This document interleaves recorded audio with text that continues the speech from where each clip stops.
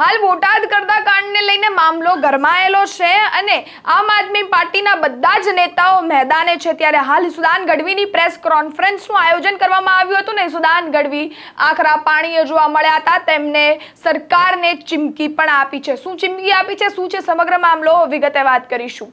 વૈષ્ણવજન તો તેને કહીએ જે પીડ પરાઈ જાનાને રે।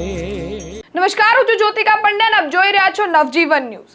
બોટાદ કરતા કાંડને લઈને હાલ મામલો ગરમાયેલો છે ને આપના નેતા બધા જ મેદાને છે ને આકરા પાણીએ જોવા મળી રહ્યા છે। તેવા નિવેદનો કરી રહ્યા છે કે જે આપણા ખેડૂત છે, જે આપણને અન્ન પૂરું પાડે છે, તેની માટે જ ન્યાય નથી થતો અને જે આ સમગ્ર ઘટના જે ગઈકાલે બોટાદમાં બની તેને લઈને ઈસુદાન ગઢવીએ હાલ પ્રેસ કોન્ફરન્સનું આયોજન કર્યું હતું ને તેમને સરકારને ચીમકી આપી છે।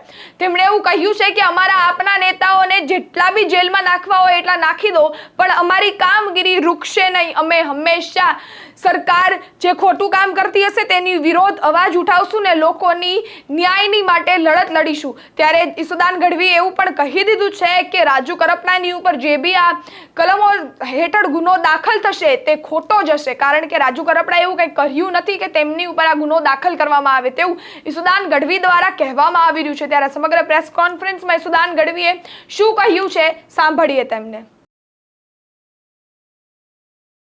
આમ આદમી પાર્ટીની પત્રકાર પરિષદમાં આપ સૌનો સ્વાગત છે। શાંતિપ્રિય ગુજરાતમાં જ્યારે ખેડૂતો ખૂબ પરેશાન થયા, ખેડૂતોને વિવિધ રીતે એપીએમસીમાં ભાજપના નેતાઓએ જે કબજો કરીને કડદાના નામે કડના નામે લૂંટવાનું ચાલુ કર્યું, ત્યારે મેં અમારી બહુ ખેડૂતોની ફરિયાદોના પગલે અમારા કિસાન વિંગના પ્રદેશ અધ્યક્ષ રાજુ કરપડાજીને બોટાદ જવાનું કહ્યું। બોટાદ ગયા, પહોંચ્યા અને આપે જોયું હશે કે હજારો ખેડૂતો ત્યાં જે ભાજપના નેતા દ્વારા સંચાલિત બોટાદ એપીએમસીમાં ભેગા થયા। હજારો ખેડૂતો એક જ માંગ કરી રહ્યા હતા કે કડદા સિસ્ટમ બંધ કરો, અમારી લૂંટ બંધ કરો। એક બાજુ ભાવ મળતા નથી, એમએસપી મળતી નથી, ખેડૂતોને કપાસનો અત્યારે પડતર 1600 રૂપિયા પડે છે અને એની સામે 1200-1250 રૂપિયામાં વેપારીઓ ત્યાં માલ ખરીદે અને અડધો થોડો ઘણો માલ હજી જોખાવાનું થયું હોય તો પછી તરત જ એમ કે આ પાણીવાળું છે, આ માલ ક્વોલિટી સારી નથી, બાને ફરીથી 200-250 રૂપિયા ભાવ ઓછો આપે અને કડદા કરે, જેના વિરુદ્ધમાં ભાજપના નેતાઓએ પણ ઉતરવું જોઈતું હતું, ભાજપના નેતાઓએ પણ વિરોધ કરવો જોઈતો હતો, ભાજપના ધારાસભ્ય સાંસદોએ પણ વિરોધ કરવો જોઈતો હતો, ભાજપના મંત્રીઓએ પણ આદેશ કરવા જોઈતો હતો, પણ અપેક્ષા જ નથી। ભાજપ પાસે કોઈ અપેક્ષા રહી નથી। ત્યારે તમામ ખેડૂતો એક આમ આદમી પાર્ટી જે રાષ્ટ્રીય પાર્ટી છે, છેલ્લા 10, 11, 12 વર્ષમાં આટલી મોટી હજારો પાર્ટીઓમાંથી ત્રીજા નંબરની રાષ્ટ્રીય પાર્ટી છે, ત્યારે એમની ઉપર ખેડૂતોએ વિશ્વાસ મૂક્યો, ઉમ્મીદ રાખી અને અમે ખેડૂતોની માંગના પગલે ત્યાં એપીએમસી વાળા પાસે લેખિતમાં માંગ્યું, લેખિતમાં કહ્યું કે ભાઈ આ બે માંગણીઓ છે, ખેડૂતોને કડદા સિસ્ટમ બંધ કરી દેવામાં આવે અને ખેડૂતોને જે એના 20-40 કિલોમીટર દૂર મિલોમાં પણ જે કપાસ ઠલવવાનું હતું એ બંધ કરી દેવામાં આવે। ભાજપના નેતાઓએ આ સિસ્ટમ બંધ કરાવવાને બદલે મુખ્યમંત્રીએ બંધ કરાવવાને બદલે મુખ્યમંત્રીએ આદેશ આપ્યા કે તમે પોલીસને ઉતારી દો। આજે પોલીસને ઢગલાબંધ લૂંટ થાય છે, હત્યા થાય છે, ચોરી થાય છે, એની તપાસો બધું બંધ કરાવી દીધું। તમારે કશું નથી કરવાનું, માત્ર ને માત્ર તમે ખેડૂતોને મારવાનું અને આમ આદમી પાર્ટીના નેતાઓ પાછળ પોલીસ લાગી જાય। તમામ પોલીસ અત્યારે ગુજરાતની આમ આદમી પાર્ટીના નેતાઓ પાછળ લાગી ગઈ છે। શું થઈ રહ્યું છે ગુજરાત? આવું ગુજરાતની કલ્પના। અને આનાથી પણ હાલત ખરાબ ત્યારે થઈ કે જ્યારે ખેડૂતોએ ડિમાન્ડ કરી, ડિમાન્ડ માની નહીં, પોલીસ અમારા નેતાઓની ધરપકડો કરે, રાત્રે ઉપાડી જાય।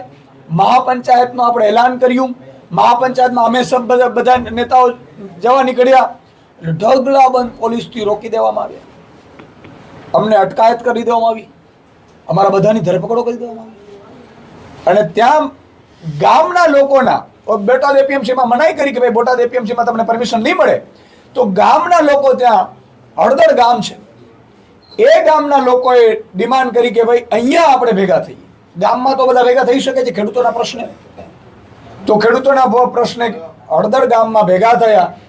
ત્યાં અમારા રાજુ કરપડાજી પહોંચ્યા. દુઃખ સાથે કહેવું પડે કે ભાજપે આવી ચાલ કરવાની જરૂર નહોતી. આજે અમને રાત્રે ઊંઘ નથી આવી. આ શાંતિપ્રિય ગુજરાતમાં તમે ખેડૂતોને આટલી બર્બરતાથી માર્યા.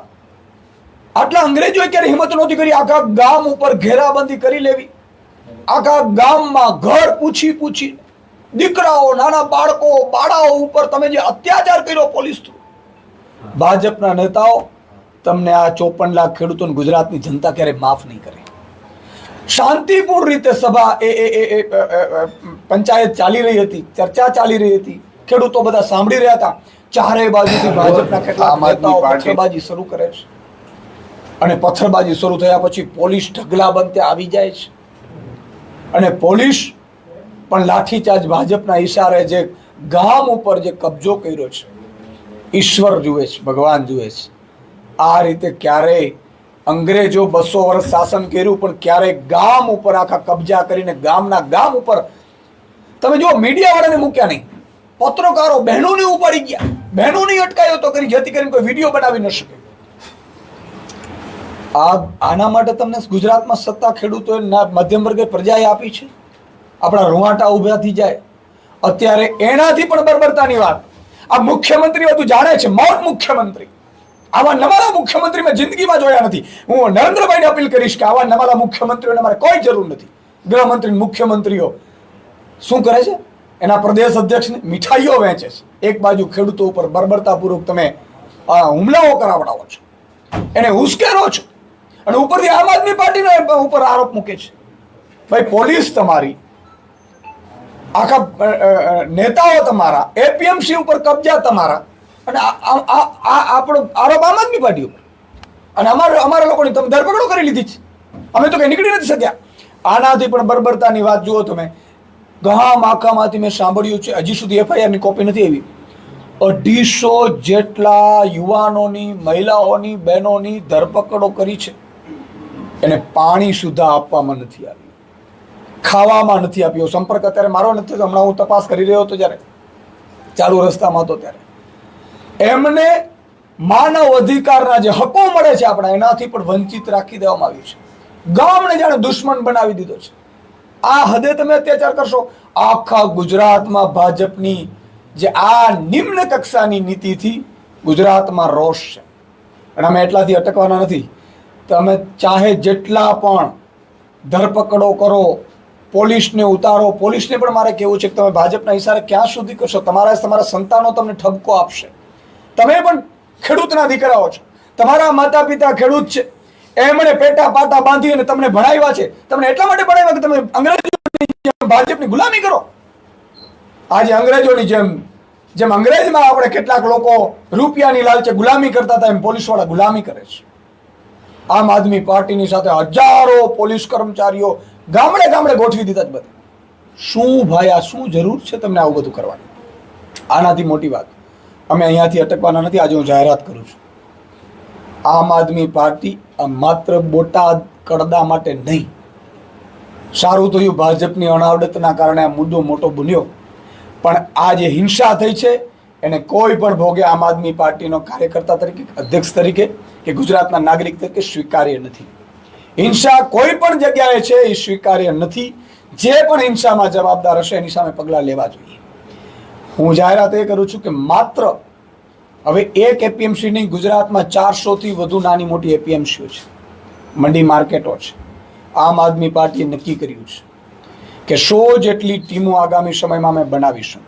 સાથે સાથે હું તમામ ખેડૂતોને આહવાન કરું છું કે તમે તમારી એપીએમસીમાં જ્યાં તે લૂંટ ચાલતી હોય, ત્યાં ગડબડો ચાલતી હોય, ત્યાં તમને માની લો કે લાગતું હોય કે આજે આ એપીએમસીઓમાં કડના નામે મગફળી વેચવા જાય તો કડના નામે 500-700 ગ્રામ કાપી લે છે, 2,000, 5,000 રૂપિયો તમને લાંચ લેતા હોય, તો એના માટે આજે નંબર જાહેર કરીશું.